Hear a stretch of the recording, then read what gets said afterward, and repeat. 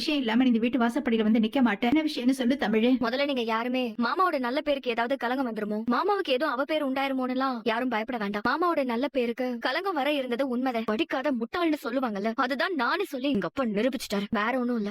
எதுக்கு இத பத்தி இங்க வந்து பேசிட்டு இருக்க? இப்ப கூட நான் போலீஸ் ஸ்டேஷன்ல இருந்ததே வரேன். மாமா மேல கம்ப்ளைண்ட் கொடுக்க வந்தவங்க எல்லாரையும் சந்திச்சு இதுக்கும் எங்க மாமாவுக்கும் எந்த வித சம்பந்தமும் இல்ல, எங்க அப்பா அவரோட பேரை பயன்படுத்தி இங்க எல்லாரையும் ஏமாத்தி இருக்காருங்கிற விஷயத்த நான் உங்ககிட்ட சொல்லி, எங்க அப்பாவும் நானாதான் உங்ககிட்ட இருந்து பணம் வாங்கினேன்னு அவங்க எல்லார்கிட்டயும் சொல்லிட்டாரு. இதுக்கும் மாமாவுக்கும் எந்த சம்பந்தமும் இல்லன்னு வாக்குமூலமும் கொடுத்துட்டாரு. அதனால இந்த பிரச்சனை இதோட முடிஞ்சது. நீங்க யாரும் இதை நினைச்சு எதுவும் கவலைப்பட வேண்டாம். நான் மறுபடியும் சொல்றேன், மாமா எந்த தப்பும் பண்ணாதவர். அவரோட நல்ல பேருக்கு இன்னைக்குமே எங்க குடும்பத்துல இருந்து எந்த கலங்கமும் வர விட மாட்டேன். மாமாவுக்கும் இந்த குடும்பத்துக்கும் வர இருந்த அவமானத்தை நான் தடுத்து நிறுத்திட்டேன். எங்க அப்பா செஞ்ச தப்புக்கு அவரை ஜெயிலையும் போட்டாச்சு. எங்க அப்பா பண்ண தப்புக்கு நான் உங்க எல்லார்கிட்டயும் மன்னிப்பு கேட்டுக்கிறேன். இதனால ஏதாவது பிரச்சனை வருமோன்னு நினைச்சு நீங்க யாரும் பயந்து இருக்க வேண்டாம், நிம்மதியா இருங்கன்னு சொல்லிட்டு போலான்னு தான் வந்தேன். இது என்ன சாதாரணமான விஷயமான? உன் பேரை சொல்லி ஊர் முழுக்க பணம் வாங்கிருக்கானா? அது எப்பேற்பட்ட தப்பு? என்னமோ இவாது இன்னைக்குதான் தெரியும்னு வாய் கூசாம போய் சொல்லிட்டு போறா. இவன் நல்லவனு காட்டிக்கிறதுக்காக தானே இவ அப்பனை போலீஸ் ஸ்டேஷன்ல விட்டுட்டு வந்திருக்கா. மத்தபடி அவளுக்கு ஓ மேலயோ இந்த குடும்பத்து மேலயோ எந்த அக்கறையும் கிடையாது. சரி, இப்ப எதுக்கு வாசல்ல நின்னு பேசிக்கிட்டு? தலைக்கு வந்தது தலப்பாகையோட போயிடுச்சுன்னு நினைச்சு நாம சந்தோஷப்படுக்க வேண்டியதான். தப்பு செஞ்ச அவனே ஜெயிலுக்கு போயிட்டான். உப்பு தின்னவன் தண்ணி குடிச்சு தானே ஆகணும். எது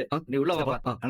அண்ணே ஒரு நிமிஷம், இன்னைக்கு ஊருக்காரங்க பண்ண இருந்த காரியத்தை நினைச்சாலே எனக்கு ரொம்ப பயமா இருக்கு. நம்ம மேல எதிர்கட்சிக்காரங்க என்ன பழி சுமத்தலாம், நம்ம ஆட்சிக்கு எப்படி கெட்ட பேரை வாங்கி தரலாம்னு அவன் திட்டம் போட்டுக்கிட்டு இருக்காங்க. அவங்களுக்கு எல்லாம் வெறுவாய்க்கு அவள் கொடுத்தது